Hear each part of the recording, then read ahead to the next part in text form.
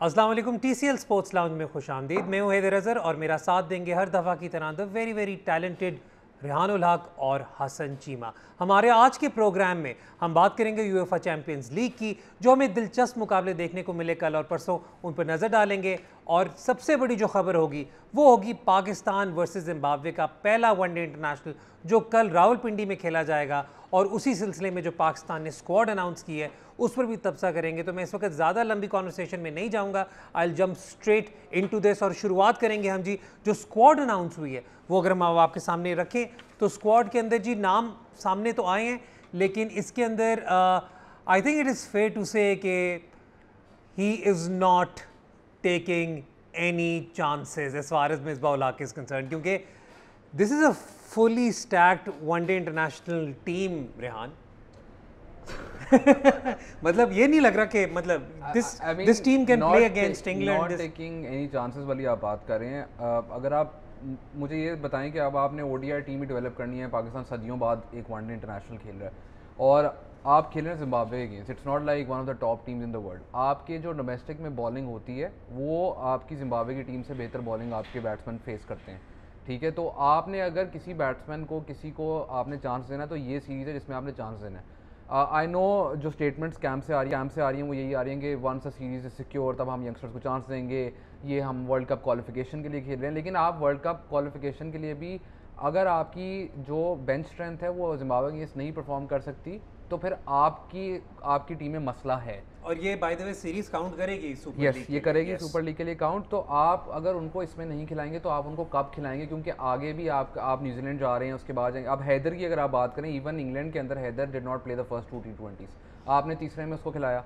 अब हैदर को आपने पहले वनडे मैच की स्क्वाड में नहीं डाला, विच आप एक तरफ कहते हैं कि we want to score 350, we want to one day के अंदर हम लोग अपना रन रेट इंक्रीज़ करना चाहते हैं, हम ये करना चाहते हैं, वो करना चाहते हैं। और दूसरी तरफ आपके पास जो एक ऐसा प्लेयर है जिसको बेस्ट पॉसिबल अपॉर्चुनिटी है उसको आप वनडे डेब्यू करवाएं, उसको आपने नहीं करवाया। होपफुली अगले 2 मैचेस में करवाएंगे, लेकिन ये स्क्वाड देखते हुए ये नहीं लग रहा कि आप जिम्बाब्वे से सीरीज़ खेलने लग रहे हैं और ये नहीं लग रहा कि आप किसी भी चीज़ के लिए प्रिपेयर कर रहे हैं। अच्छा, इसके अंदर जो एक बहुत बड़ी न्यूज़ कल आई थी वो ये आई थी कि कल कॉन्फर्मेशन मिली थी कि पाकिस्तान के नए वाइस कैप्टन शादाब एक इंजरी के वजह से पहले वनडे इंटरनेशनल के लिए अवेलेबल नहीं हैं और उनकी जगह Usman Qadir is the only leg spinner in the squad. तो Usman Qadir might get his debut then with Imad, मतलब इमाद वसीम का तो डेब्यू नहीं होगा बट पेयरिंग की मैं बात कर रहा हूं। प्रॉबली बट अगेन उस्मान के केस में एक चीज़ काफ़ी वाज़ह दिखाई देती है कि आप अगर बात करते हैं कि जी किसी को PSL की परफॉर्मेंस पे खिला दिया या डोमेस्टिक में 1-2 परफॉर्मेंसेस पे खिला दिया, लोग बात करते हैं कि जी डोमेस्टिक को इज़्ज़त दो, डोमेस्टिक पे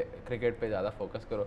दिस इज़ अ पर्सन जिसने 2013 से पाकिस्तान में कोई 50 ओवर मैच नहीं खेला, लिस्ट ए का जो है 7 साल हो गए हैं। तो ये इसको अगर आप अभी ODI डेब्यू करा देंगे इस बंदे को जिसने 7 साल से पाकिस्तान में डोमेस्टिक वनडे मैच नहीं खेला, तो फिर व्हाट इज़ द मैसेज जो कि आप बाकी की जो मतलब एक्टिव क्रिकेटर्स हैं डोमेस्टिक क्रिकेट में उनको क्या मैसेज जा रहा है? नहीं, लेकिन खेल तो रहा है, मतलब ऑस्ट्रेलिया गया था, he is been part of the he played 1 season in Australia, he average 40 there. नहीं, लेकिन अब अगर हम बात करें इस वक्त तो मतलब he has been in Misbah's plan. मतलब थोड़ा सा उस्मान कादिर का मेरे दिल में थोड़ा सा सॉफ्ट कॉर्नर है, मैं प्रॉब्ली शायद इसी वजह से I am talking about if this was a T20 ठीक है, Usman was picked in the squad, don't think हम में से कोई भी कंप्लेन कर रहा होता। ठीक है। And Hasan rightly pointed out कि एक तरफ आप कहते हैं डोमेस्टिक से प्लेयर लेके आने हैं, दूसरी तरफ आप ये कह रहे हैं कि एक बंदा 7 साल से नहीं खेला उसको। फिर तीसरी चीज़ इसमें ये आती है कि आप अपनी बाकी जो आपकी स्क्वाड है उनको क्या मैसेज दे रहे हैं। एक साइड पर आप हैदर को ये कह रहे हैं कि तुम वनडे के लिए रेडी नहीं हो, और एक साइड पे आप उस्मान को कह रहे हैं कि despite your great performance in T20s हम आपको वनडेज में सेलेक्ट कर रहे हैं। सही है, ठीक है। तो that's a question mark that देखें, आपने प्रेसिडेंट सेट करना है लॉन्ग टर्म के लिए, और ये सीरीज़ आपकी आई थिंक मेरा आप दोनों से भी ये सवाल है कि 10 महीने बाद सीरीज़ आई है, तो if you were in a planning position what would you be doing? yeah, that's मतलब the prerogative of the selector and the coach who happen to be the same person I'm at saying this if point you in time. have that position.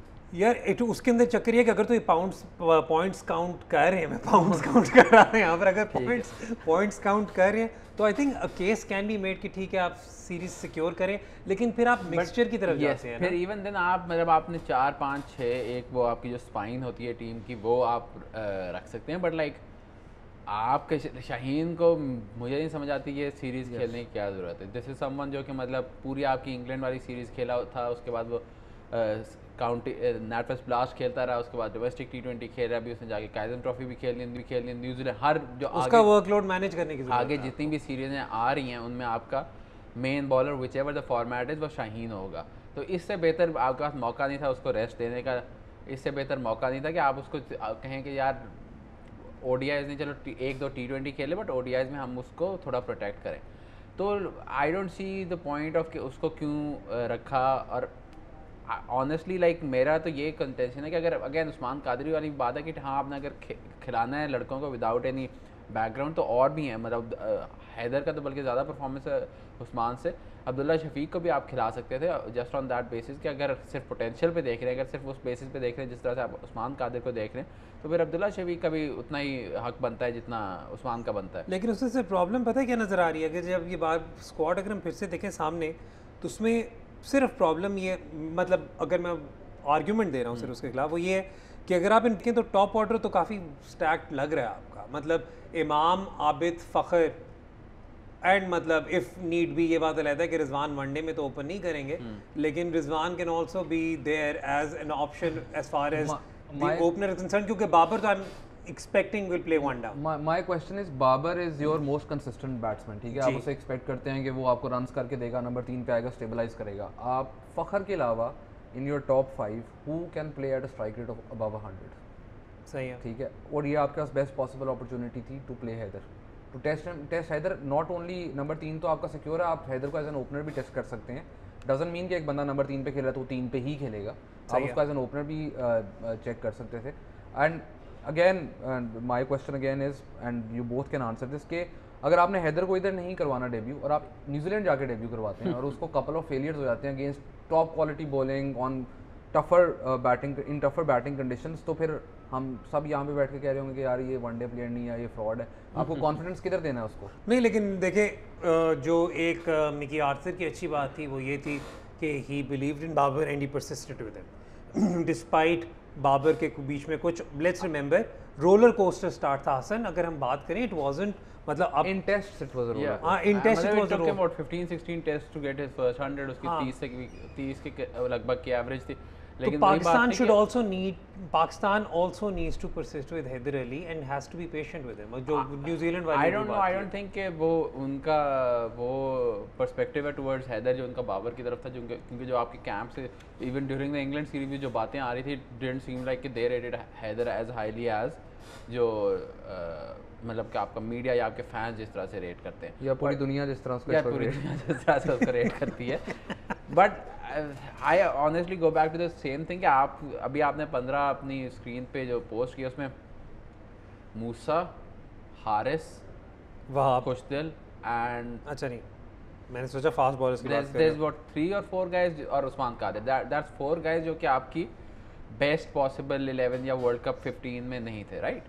बाकी pretty much everyone is there from then on, which again goes back to the point कि यार आप like आपका ये inherent conservatism है कि even against Zimbabwe भी you have to be safe and secure before you go for the jugular, like that's a disappointing thing for. अच्छा, अब एक और बात करते हैं यहाँ पर एक और नाम है जो जब से मिसबा आए हैं वो हर फॉर्मेट में आपको नज़र आए हैं पाकिस्तान टीम के साथ, T20 में, वनडे इंटरनेशनल में, टेस्ट में, हॉकी में, फुटबॉल में, बास्केटबॉल में, वो हैं इफ्तिखार अहमद, ठीक है। और अब इफ्तिखार का ये चक्कर है कि इफ्तिखार ने मैं अब्दुल रशीद शकूर साहब की इस वक्त ट्वीट देख रहा था और उन्होंने 4 मैचेस हाईलाइट किए उसके, और उसने कहा कि जी अभी तक हाईएस्ट स्कोर इज़ 32, तो इफ्तिखार के ऊपर इस वक्त okay there can be a question raised as far as Iftikhar is concerned. ये वाली बात ऐसा भी नहीं है कि he is inexperienced, Iftikhar is Iftikhar, लेकिन क्या ये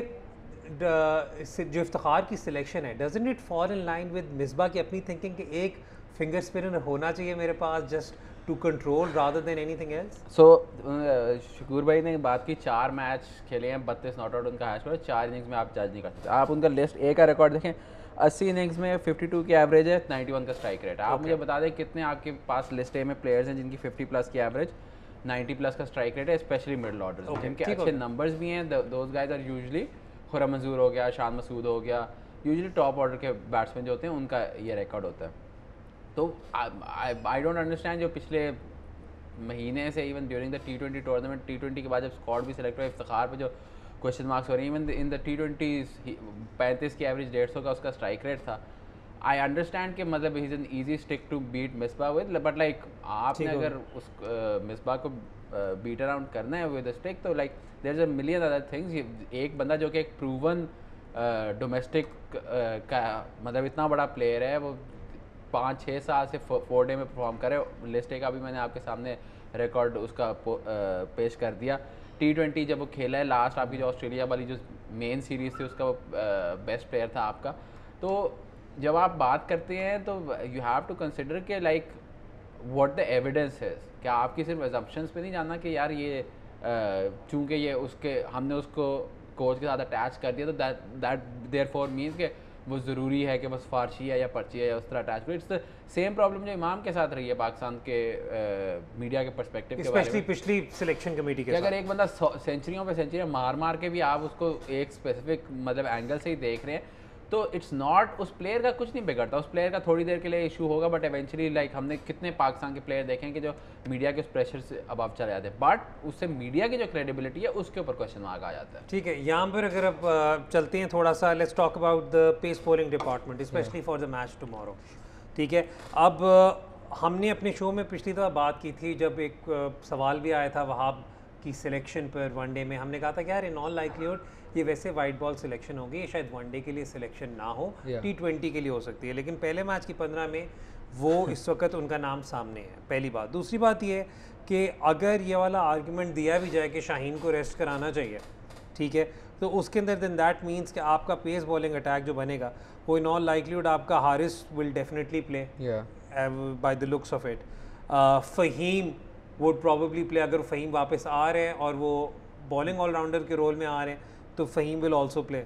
ठीक है, who will be the third pacer there, I think Wahab या मूसा? देखें, आप एक चीज़ कंसिडर करें कि आप इस वक्त you are playing against one of the top team in the world, तो शाहीन तो खेलेगा ही खेलेगा, ठीक है, क्योंकि आप शाहीन को स्क्वाड के अंदर आपने रखा है।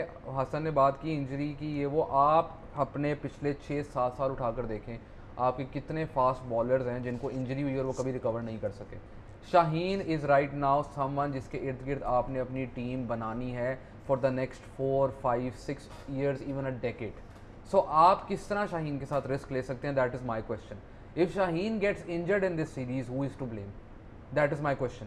बिकॉज आपका अगला मेजर टूर्नामेंट भी जो आ रहा है, आप वर्ल्ड कप क्वालिफिकेशन की बात करें, आप जो भी, you should qualify for world cup just given resources of Pakistan cricket overall, ठीक है, इसमें आपको कोई, अगर आप नहीं करते that's a failure on your part. जो बात है कि आपका मेजर टूर्नामेंट आ रहा है वर्ल्ड T20, अगर शाहीन को उससे पहले इंजरी हो जाती है आपकी टीम को बहुत मेजर नुकसान है। आपका न्यूजीलैंड का टूर आ रहा है, शाहीन को उससे पहले इंजरी हो जाती है तो आपका बहुत बड़ा नुकसान है। इसलिए it is imperative to protect fast bowler, specially someone like a Shaheen. अभी आपने हसनैन को पहले लेके आए, फिर हसनैन को टीम से बाहर निकालते हैं। The one good thing that I will say about this management is के नसीम को जिस तरह उन्होंने किया है कि नसीम को टेस्ट क्रिकेट खिलाई है, अभी तक उसको वाइट बॉल क्रिकेट के अंदर उस तरह नहीं यूटिलाइज़ किया, that is a one good thing कि उसको प्रोटेक्ट कर रहे हैं, एटलीस्ट वो उसकी वर्कलोड मैनेज कर रहे हैं।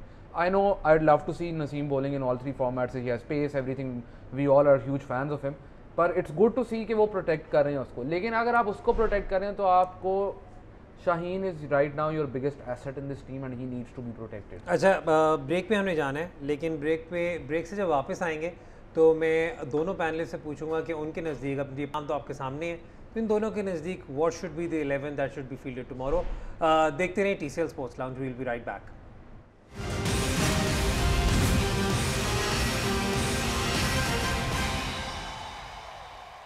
हमने वो जो स्क्वाड ऑफ 15 है उस पर बात की थी, और अब अपने पैनलिस्ट से बात करते हैं कि इनके नज़दीक कल पाकिस्तान की 11 क्या खेलनी चाहिए। तो पहले तो रिहान जरा बताएं, चिकुम्बुरा की बॉल कैसे आती है? कैसे तरह कब आप पे कैमरा है ना? मैं नहीं अच्छा चले, ठीक है। रिहान, जिस तरीके की 15 अनाउंस हुई है, जो 4 नए नाम हाईलाइट भी किए हैं आप लोगों ने, वो तो I think it is fair to say कि शायद वो नए नाम ना खेलें। या मतलब अगर हम इस वक्त 11 खेलें तो मुझे इस वक्त फ्रैंकली स्पीकिंग खुशदिल नहीं ना खेला, खुशदिल का तो मुझे डेब्यू ना हुआ तो थोड़ी सी हैरानी होगी, थोड़ी सी थोड़ी सी हैरानी होगी मुझे। नहीं आप, मैंने पहले आपको कहा कि आपके टॉप 5 में if Fakhar plays is the only one who can play at above 95 या 100 के स्ट्राइक रेट के करीब, ठीक है। ठीक है। उसके अलावा अगर आप बात करते हैं आपके 5 ऑनवर्ड्स भी आप अगर खुशदिल को नहीं खिलाएंगे तो आप किस तरह एक्सेलरेट करेंगे। आई नो इट्स जिम्बाब्वे, आपके प्लेयर्स अगर सेट हुए तो वो स्कोर कर भी लेंगे, लेकिन पॉइंट ये है कि आपने अपने फ्रिंज प्लेयर्स को जिनको आप प्रिपेयर कर रहे हैं उनको आपने चांस देना है। तो I hope they play Khushdil, but I am not sure if they will और नॉट। सिमिलरली अगर आप इस टीम की बात करें, if they go with a conservative approach तो इमाम and Abid, but Fakhar should be playing. अगर आपने ठीक हो गया। अगर आपके टॉप 3 के अंदर फखर के साथ यू कैन प्ले इमाम और Abid, one of them, and Babar is obviously confirmed. तो आपको एक तो उन टॉप 3 में ऐसा बंदा चाहिए who takes the game to the opposition from the very start, and the only player you have in this squad जो ये कर सकता है, because Haider is not here, is Fakhar.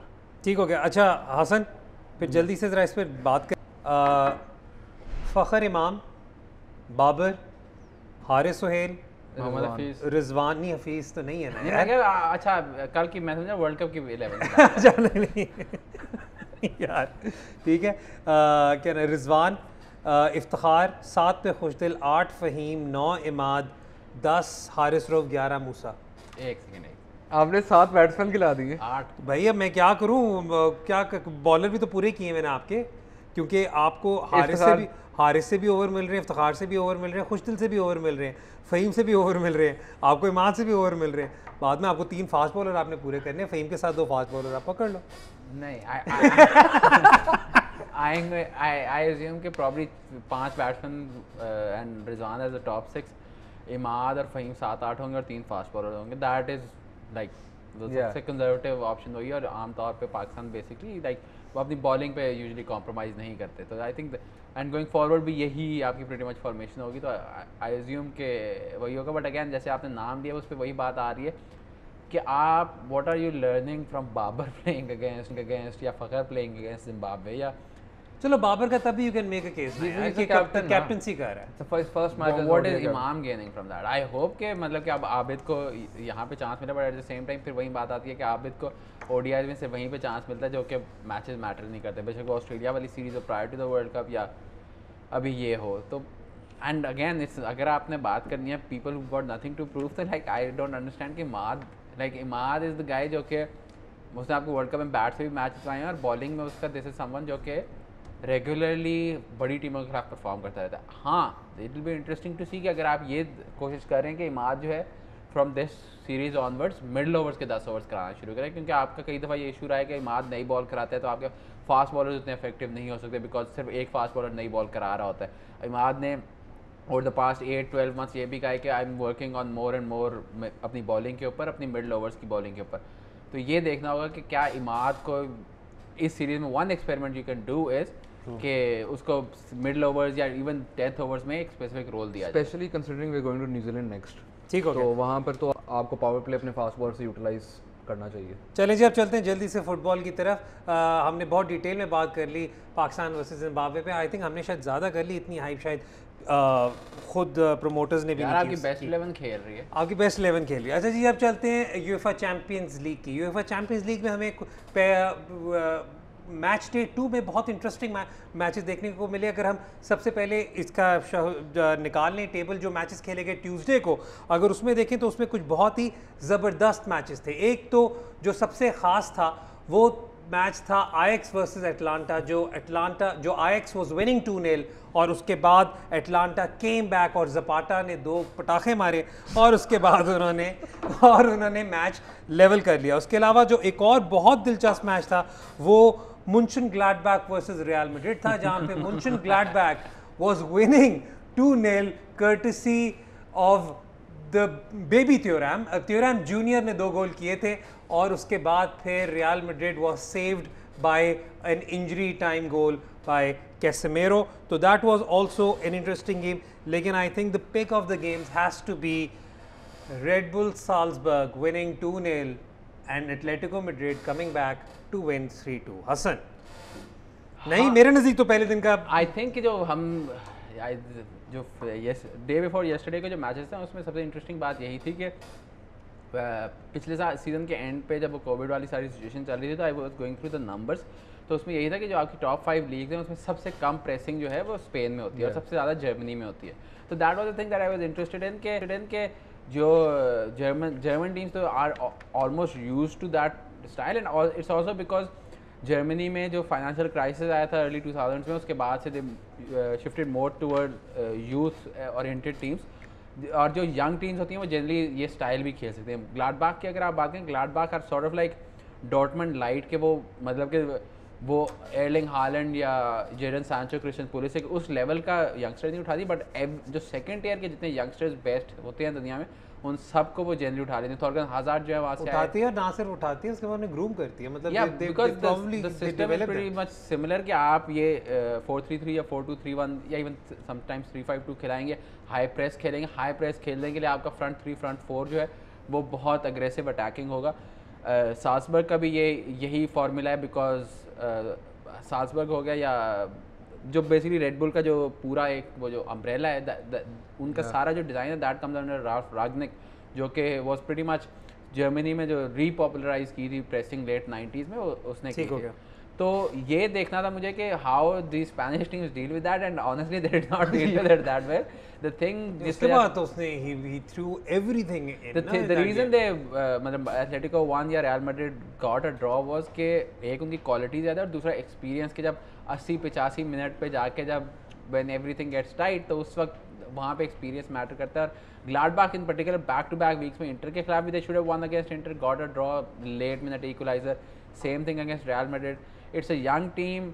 Marco, I am a huge fan of Marco Rose. वो generally भी मतलब जो Germany में जो मैनेजर्स आ रहे हैं उनका एक जो सर्टन स्टाइल है, both the playing style and the dressing style, I am a fan of that. तो हाँ तो ठीक है, या तो not of Nagelsmann of course, but ये हमारी कई दफा लोग हमें ये एक्यूज करते हैं, आप लोग बात अभी खत्म नहीं करते, हंसना शुरू कर देते हैं क्योंकि हमारे इंटरनल जोक्स होते हैं। आई अपोलोजाइज जी, जो सारे देख रहे हैं उन्हें अगर लग रहा है कि जी ये क्या अपने इंटरनल जोक्स पे क्रैक कर रहे हैं तो वी अपोलोजाइज हो दैट। नहीं, आप यूरिन नागल्समैन का कोई भी सूट जाके देखें, आप भी इतना हंसेंगे। तो that was the interesting thing for me, and like it's pretty obvious कि कहाँ पे everyone stands. And the other obviously जो लर्निंग एक्सपीरियंस है इस मैच डे का वो यही था कि यूवे are like 2 steps behind the elite। उनका तो मैच ही नहीं हुआ ना इस बार। अच्छा, कल रात के मैचेस की अगर हम नज़र डालें तो Chelsea and Manchester United a good match day for all English teams, क्योंकि सारी इंग्लिश टीम जीती। चेल्सी वन 4-0 क्रोशनोदार के खिलाफ, और मैनचेस्टर यूनाइटेड with sir Rashford scoring a hattrick, और 5-0 उन्होंने आरबी लाइप्जिग को हराया। उसके अलावा जो एक बड़ा मैच था that was the Juventus versus Barcelona game, और इस पर अगर हम रेहान बात करें तो आपको क्वाइट क्लियरली यू सॉ कि यूवेंटस उसने 2 steps बिहाइंड किया, मुझे तो एजेस बिहाइंड लगा of Barcelona, and this is the Barcelona which hasn't had a good season so far. Yeah. This is basically just to be clear on Barcelona yesterday and how this was different is के जब Dembélé खेल रहा होता है इस team के अंदर, तो जो बार्सिलोना का मेजर मसला आता है when they're playing 4-2-3-1 is कि everyone's crowded in the center. जब डेम्बेले खेल रहा होता है तो there's a runner in the team who can also go wide and also come inside, and that means कि more space opens up for Messi. Also when a runner is playing in the team that allows Messi to play long passes as well. जो पहला गोल था वो भी इसी तरह हुआ. The other thing you want to talk about Juventus is कि ये मैच देखने के बाद I was interested in knowing what is Juventus की identity under Pirlo. So I went through his entire thesis के क्या करना चाह रहा है, क्या नहीं करना चाह रहा है. So that his thesis is based on the fact that we will keep the ball and we will never have fixed positions for any players. लेकिन we will have fixed matches. Yeah.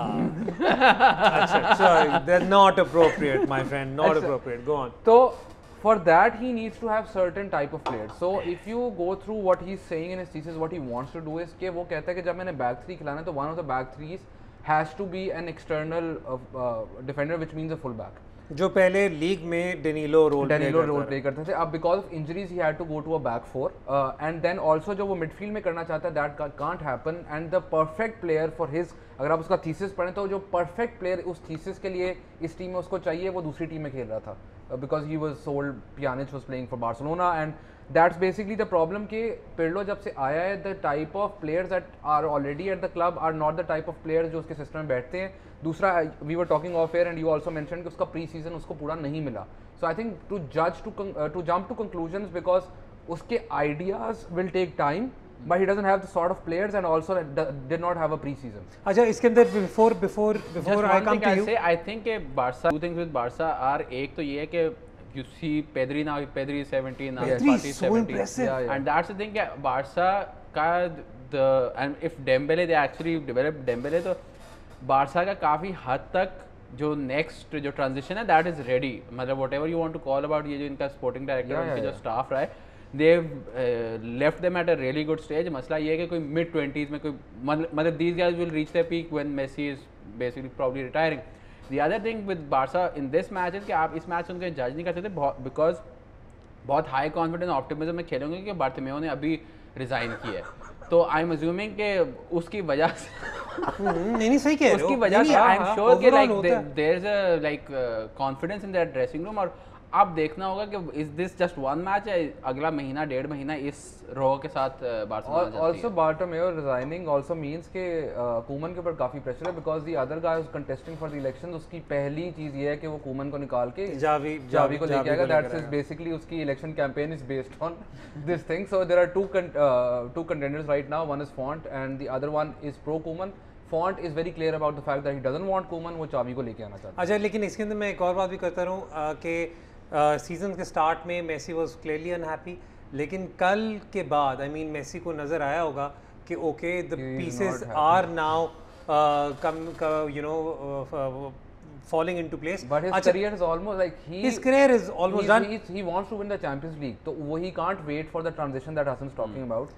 कि he cannot wait for that. That is why उसकी frustration भी यहाँ से आती है कि now he's almost playing with muscle memory. ठीक हो गया. Which is like the pass that he plays and all. Sometimes it feels that he is not even interested in some passages of play. ठीक हो गया. अच्छा, यहाँ पर मैं थोड़ा सा यूवेंटस के बारे में एक दो बातें बताता चलो. वो ये थी कि यूवेंटस के प्लेयर्स जो प्री सीज़न की रेहान ने बात की कि पेर्लो को प्री सीज़न नहीं मिला. इन एडिशन टू दैट जो एक बहुत मेजर बात है वो ये है कि यूवेंटस के अभी भी प्लेयर्स फुली मैच फिट नहीं है. Arthur Melo who suppose to be Pjanic's replacement and training sessions में उन्हें वो रोल भी मिल रहा है जो इसकी बात रेहान कर रहे हैं, लेकिन अभी तक उनका ये कंसिडर किया जा रहा है कि he is and match fit. दूसरी बात ये है कि दिस वाज डिबालास फर्स्ट गेम जिसमें उन्होंने फुल 90 मिनट्स खेले एंड वी ऑल्सो नो कि डिलेक्ट और किलीनी के ना होना is also impacting the team. वक्त हो रहा है ब्रेक का. ब्रेक के बाद जब वापस आएंगे तो Red Bull half court challenge का फाइनल खेला गया इस्लामाबाद में. कौन जीता, what were the highlights, we'll show all of those to you. देखें ब्रेक के बाद TCL स्पोर्ट्स लाउंज.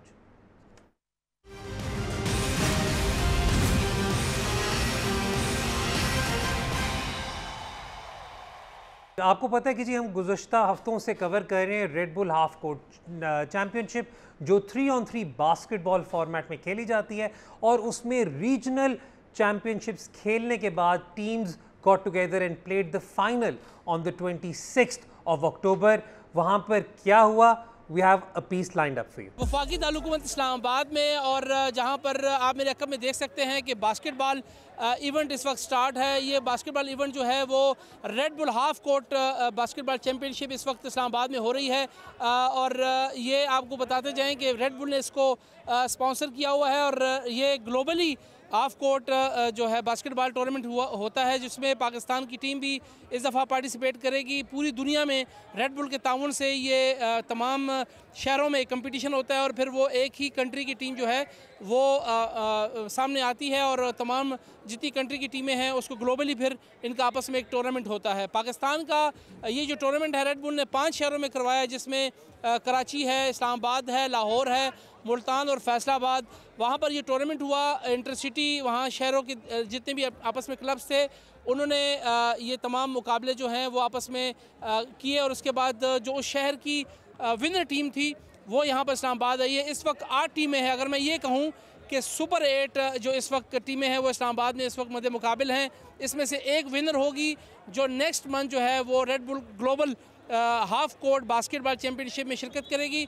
इसमें 3 प्लेयर्स होते हैं, एक टीम में हाफ कोर्ट ये जो है वो खेला जाता है। इस वक्त यहाँ पर टीमों के जो पवेलियन में इसमें यहाँ पे मौजूद हूँ, जो इसमें पार्टिसिपेंट आए हुए हैं उनसे हम बात भी करेंगे कि वो इस हवाले से क्या कहते हैं, इस इवेंट को कैसे देखते हैं और रेड बुल की इस काविश को कैसे देखते हैं। तो कोविड की वजह से सारों ने, जितने भी प्लेयर्स आए हुए हैं हर मुल्कों से, शहरों से, सारों ने यही सोचा कि ये तो इम्पॉसिबल है, next to impossible, because government provide नहीं कर रही थी, लेकिन रेड बुल ने they pulled it off. I don't know, कुछ कंट्रोवर्शियल नहीं कहना चाहता मैं, लेकिन आपके सामने ही है। कराची से शुरू हुए, मुल्तान गए, फिर लाहौर आए, फिर फैसलाबाद, फिर इस्लामाबाद, और इस्लामाबाद में ही फाइनल राउंड।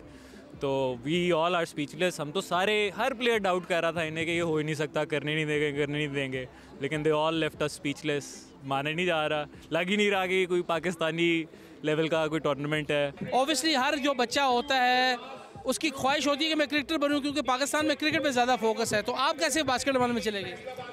क्योंकि मैंने जब स्टार्ट की थी तो हम बहुत छोटे थे उस टाइम, बास्केटबॉल जब स्टार्ट की थी। अब तो खैर हमने बहुत कम खेलते हैं, तो बस देख देख के शौक़ पैदा हुआ था। उसमें हमें होता था कि स्किल्स हैं काफ़ी ज़्यादा, आपको बॉडी टच होता है, उसमें आपको अपने स्किल्स दिखाने का मौका मिलता है। क्रिकेट में आप ठीक है, स्कोप है, बट बास्केटबॉल आपकी जिस्मानी सेहत के लिए भी बहुत अच्छी है। आपसे बात हो सकती है? थक तो नहीं गया ज़्यादा?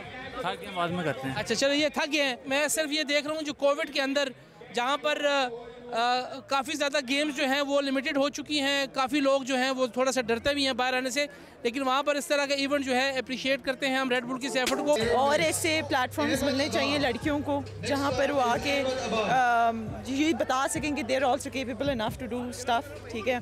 और आपको पता है कि कम अपॉर्चुनिटीज़ मिलती हैं, पर ये रेड बुल के लिए thank you so much. Red bull उन्होंने हमें ऐसी opportunity the, and I want everybody wants, लड़कियाँ सारी जिन्होंने भी रजिस्टर किया है वो सब यही कह रहे थे कि इट्स अ ग्रेट इनिशिएटिव, और ये दोबारा मतलब इट शुड बेसिकली पूरा साल चलना चाहिए ऐसे इवेंट्स, ऐसी चीज़ें। कायनात ये इस इवेंट में इन्होंने फीमेल कैटेगरी में जो है वो पार्टिसिपेट किया था, और अनफॉर्चुनेटली ये हार चुकी है, लेकिन ये कह रही थी कि फिर भी एक अच्छी एफर्ट है। Bull half court basketball championship है, इसका अख्तिताम हो चुका है, और लाहौर की जो टीम है वो फातेह करार पाई है इस पूरे पाकिस्तान का जो कंपटीशन था उसकी। और आपको ये बताते जाएं कि जो क्लब जीता है, मारखोर उसका नाम है, वो ये क्लब ये जो टाइटल है वो ले गए हैं। अब ये जाएंगे global red Bull half court championship की तरफ और पाकिस्तान को रिप्रेजेंट करेंगे। मेरे साथ इस वक्त मारखोर की टीम मौजूद है। रेड बुल भी वीर है, काफ़ी सख्त मुकाबला था, क्योंकि एक दिन में 8 टीमों का मुकाबला था, एक दिन में ख़त्म हुए। इनसे पूछते हैं, हमजा, हमसे पहले भी हमजा ने बात की थी, अभी भी हमजा से बात करते हैं, इनकी जर्नी पूछेंगे कि यहाँ तक पहुँचे और क्या एक्साइटमेंट लेवल है। हमजा, जर्नी में अगर देखें तो मैं अपने क्लब का अच्छा प्लेयर रह चुका हूँ, सारे जानते हैं हमें। ये भी मेरे क्लब के मेंबर्स हैं, ये हमारे कह लें अपोजिंग जो हमें हमेशा ही तंग करते आए हैं। तो हमने डिसाइड किया कि टीम एक करके आएँ, तो बीच में नहीं अभी इतनी अनबन हुई। फिर एक हमारे सीनियर प्लेयर हैं हनीफ, उन्होंने हमें कहा कि आप प्लीज़ टैलेंट इकट्ठा हो। हनीफ सर ना होते तो आज हम इधर होते ही ना सर, सीधी सी बात है, ये सारी हनीफ भाईजान की वजह से। अच्छा हमजा, इसमें मैंने देखा है कि पूरे पाकिस्तान से पार्टिसिपेंट थे, इसमें डिपार्टमेंट के प्लेयर भी थे, प्रोफेशनल भी थे, और आप एक एमेच्योर क्लब लेवल की टीम थी और आप ये टाइटल लेके जा रहे हैं, तो मुकाबला कितना सख्त था? सर आपके सामने ही है, स्टार्टेड आउट ऑन डे 1, तो हमें तो पता ही नहीं था ना हो क्या रहा है, सीधी सी बात है, because of Covid and all. लेकिन you gotta give claps and hats off to the Red Bull team. चलें जी, वेल डन गाइस। लाहौर की मारखोर जो टीम है, यानी क्लब है, वो ये टाइटल जीतने में कामयाब हुआ है, और एज़ पर इनकी जो कमिटमेंट के साथ हुई है कि अब जो ग्लोबल जो टीम विनर होंगे वो तमाम इस वक्त उसके आगे जो नेक्स्ट मरहला होगा तुर्की में इन्होंने इकट्ठे होना है और वहाँ पर ये टूर्नामेंट होगा। और ये भी बताएं कि जहाँ पर यहाँ ये टीमें, लाहौर की टीम यहाँ जीती है, ये भी उम्मीद की जा रही है कि रेड बुल जो है पाकिस्तान टीम जो होगी वो ये टाइटल लेके आने में कामयाब भी होगी। और ये खुशखबरी जो है इस कोविड-19 में, जहाँ पेंडेमिक में हर तरफ जो है वो थोड़ी सी दुख की खबरें, ये खुशी की खबर रेड बुल ज़रूर लेके आएगा। बिल्कुल ज़बरदस्त इवेंट था रेड बुल की जानिब से, बड़ी अच्छी अरेंजमेंट्स थी, और यहाँ पर हमने देखा एक्साइटमेंट लेवल बहुत ज़्यादा था, यहाँ क्राउड बहुत अच्छा आया है, बहुत अच्छा मैनेज किया हुआ था इन्होंने, बड़ा अच्छा इवेंट हुआ। अब ये ख़त्म हो चुका है और लाहौर की जो टीम है रेड बुल हाफ कोर्ट की चैम्पियन बन चुकी है, और अब इन्होंने अगला सफ़र ग्लोबली तय करना है। आप देख रहे थे अयाज अकबर साहब की report on the Red Bull half court challenge सबसे पहले जो सबसे बड़ा टेक अवे था इस रिपोर्ट का वो ये था कि अब ये मेरे नए favourite reporter of all time है, तो अयाज भाई को हम तंग करते रहा करेंगे। लेकिन जल्दी से अगर आपको मैं जल्दी से समराइज़ कर दूं तो जिस तरह अयाज साहब ने आपको बताया, Markhor came out as the winners, लेकिन उन्होंने फाइनल में मुल्तान की शाहीन बास्केटबॉल क्लब को हराया था। और इन दोनों टीम में ख़ास बात यह है कि शाहीन में पाकिस्तान के मौजूदा जो कैप्टन हैं नुमान, वो भी उसकी नुमाइंदगी करते हैं, जबकि अगर हम मारखोर की टीम देखें तो उनमें पाकिस्तान के साबिक खिलाड़ी समीउल्लाह भी हैं और साथ में हमजा भट्ट जिनका आपने इंटरव्यू देखा, और अदनान भी हैं जो लाहौर से खेलते हैं, और जैन खान इनके 4th मेंबर हैं जो डिपार्टमेंटल टीम की तरफ से खेलते हैं। तो दिलचस्प मुकाबले हुए, पहले राउंड रॉबिन हुआ, फिर सेमीफाइनल हुआ, and then Markhor came out as winners. Women championship में मैं अगर आपको बताता चलूँ तो ये सूरत हाल थी कि सिर्फ रीजनल हो, because they want enough teams, तो रीजन से प्लेयर्स ने आपस में कम्पीट किया था, तो रीजनल चैम्पियंस उसके बने, and this is what was the situation as far as the women tournament was concerned। तो मारखोर को हमारी तरफ से बहुत बहुत मुबारक, और जिस तरह के अयाज ने आपको बताया कि अगले महीने ये टर्की में जाकर ग्लोबल हाफ कोर्ट चैम्पियनशिप खेलेंगे। वक्त हो रहा है जी ब्रेक का। ब्रेक के बाद जब वापस आएंगे तो आपके ट्वीट बात देंगे। देखते रहें TCL स्पोर्ट्स लाउंज।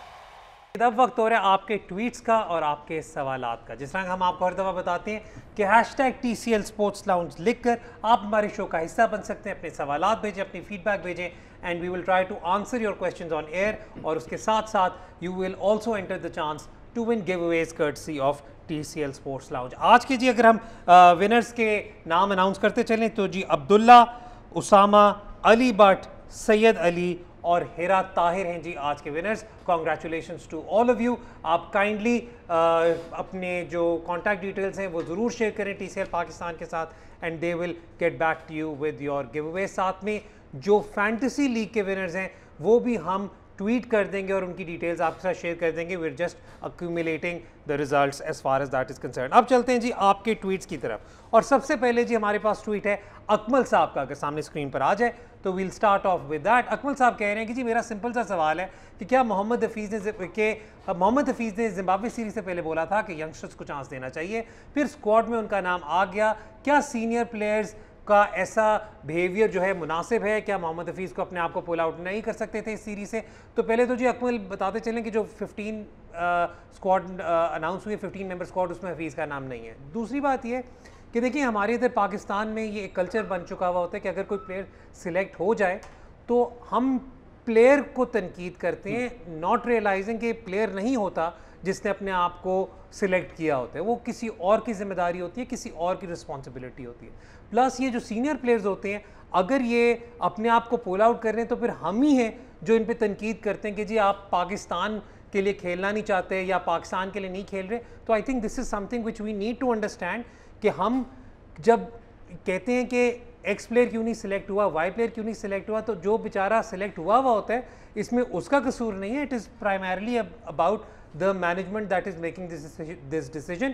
लेकिन हफीज़ की जहाँ तक बात करें तो हफीज़ हैज़ बीन, अगर वनडे टूर स्क्वाड में तो नहीं भी हैं, तो T20s वगैरह देखें तो he has been consistently performing. जी Hasan. And one other thing कि बाकी अगर आप किसी सीनियर प्लेयर की बात करें, they can go back and play Quaid-e-Azam trophy या इस तरह करके। हफीज़ तो रेड बॉल से रिटायर हो गए हैं, तो that also allows him to be in form और कंटिन्यू टू प्ले। क्योंकि अगर आप इस साल के नंबर्स देखें 2020 में हफीज़ पाकिस्तान के बेस्ट T20 बैट्समैन रहे, बेशक वो इंटरनेशनल हो या बेशक वो डोमेस्टिक T20। सबसे बेहतरीन नंबर्स उनके हैं, 40+ एवरेज है, 140+ स्ट्राइक रेट है, and I think Shadab is the only other player जिसका वो रिकॉर्ड है, and Hafeez has done it on a much larger scale. ठीक है। और तो going forward at least until the next world T20 आपको Hafeez is going to be an integral part of that team. तो हफीज़ को रेगुलरली क्रिकेट खेलना बड़ा important, because at that stage of his career, at that age, you need to play regular cricket. क्योंकि इस as पे जाके जब आपकी ब्रेक आती है, दैट इज़ वेयर जहाँ पे आपका डिक्लाइन शुरू होता है। ठीक है जी, अगले सवाल की तरफ चलते हैं। अगला सवाल अगर हमारे सामने स्क्रीन पर आ जाए तो ये सवाल है जी इजी, जिन्होंने इस हाँ लिखा हुआ, उन्होंने कहा कि जी क्या आपको लगता है कि ये फेयर है कि हैदर अली को सिर्फ T20s के लिए रखा हुआ है? हम हमेशा एक यंग बच्चे की हाइप क्रिएट करते हैं और फिर हम बेहतर नहीं है कि हम उसे ग्रेजुअली उसकी हाइप बिल्ड करें? आई थिंक यही मतलब हुआ।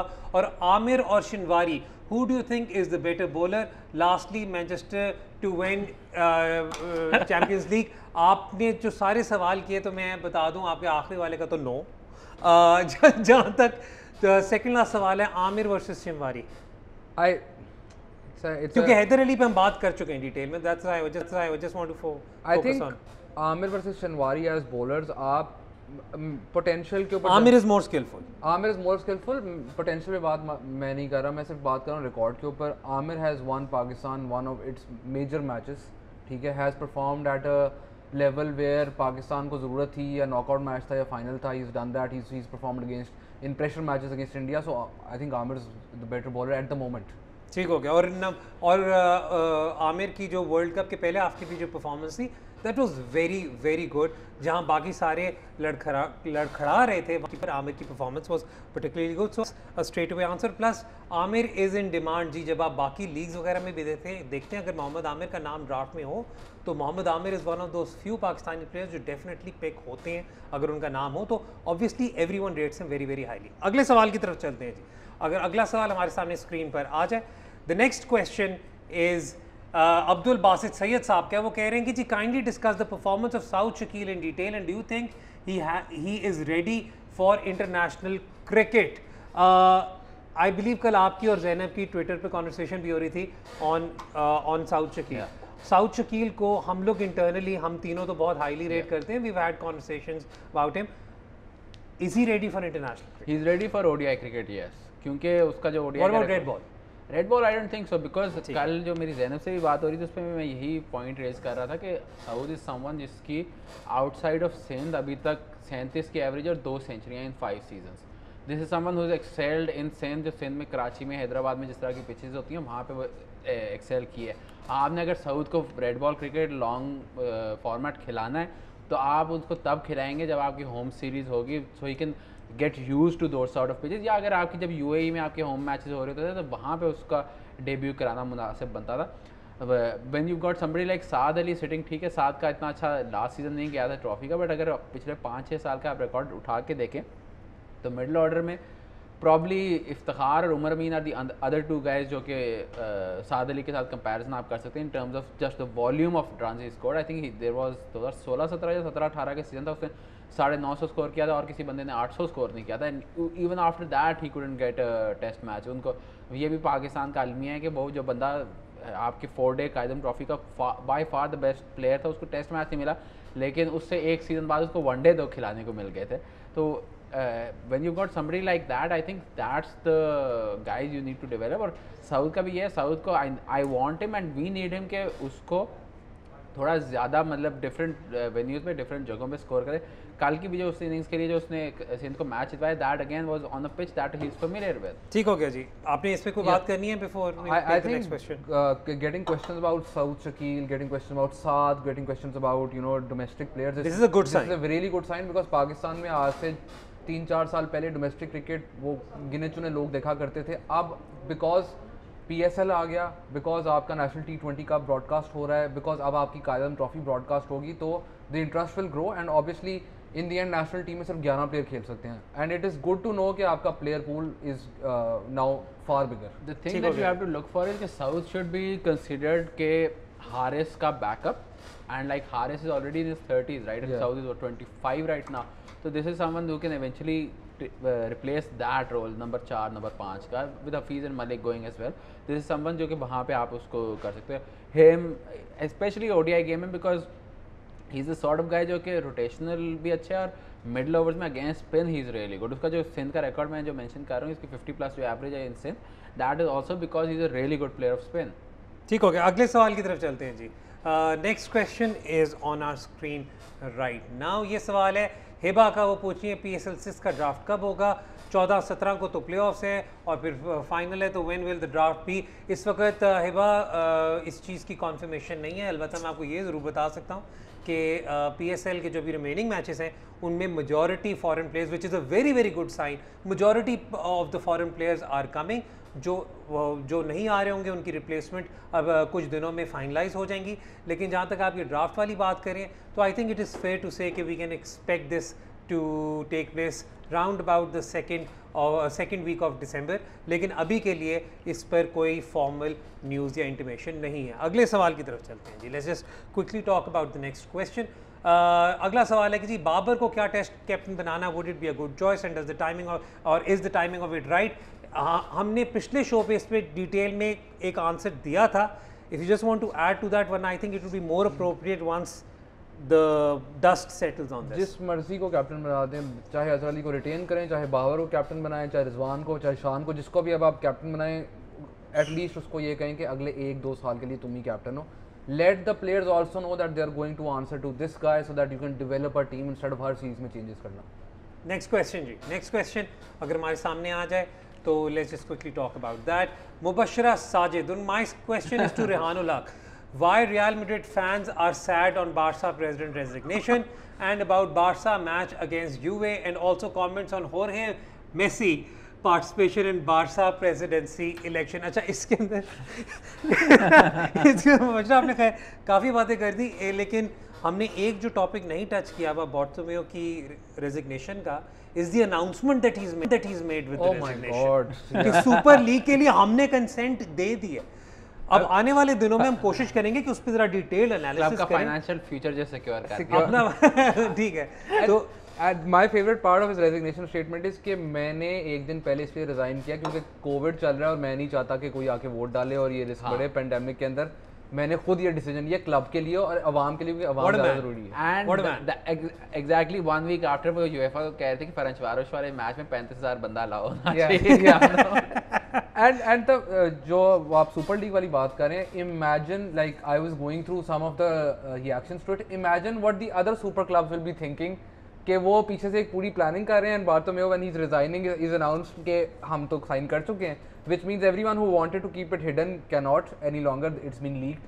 And the other thing about why Real Madrid fans were happy about him, sad about him resigning is because Real fans realize कि पिछले 2 साल में बार्टोमेओ ने जितना बार्सिलोना को नुकसान दिया है वो मैड्रिड उनको ऑन फील्ड नहीं दे सकी जितना बार्टोमेओ ने उनको ऑफ फील्ड दे दिया। So I understand where because of the political rivalry between the two clubs it happens, and Schadenfreude? Yeah, Schadenfreude, right? Yeah, it's pretty much. Yeah, it's pretty much that. it's also it allows Madrid are a great team right now, but they won last year. इस साल भी probably they're favorite for the league, even though बहुत मतलब खला हैं उस team में भी, लेकिन वो I mean how Madrid can't be happier with the situation they're in right now because they're trying to transition, and अगर उस ट्रांजिशन के अंदर they don't have to battle with Barcelona, it can't get any better than this। ठीक हो गया जी। और जो आपका आखिरी बात है about Jorge Messi contesting the Barcelona election, I don't think that is true. He's not contesting, he's backing a couple of people. वो तो बैक करेगा ही करेगा क्योंकि मतलब ऑब्वियस सी बात है उसके पास इस वक्त बहुत ज़्यादा sway है thanks to his son to influence the election, लेकिन I don't think कि he will take part, so I think that is just rumor, that's just gossip. Rehan Hasan, thank you so much for your time and your analysis. आपको हमारा programme कैसा लगा हमें feedback ज़रूर दीजिएगा #TCL Sports Lounge पर। अगले शो तक के लिए हैदर अज़हर, रेहानुल हक और हसन चीमा को इजाज़त दें। खुदा हाफिज़।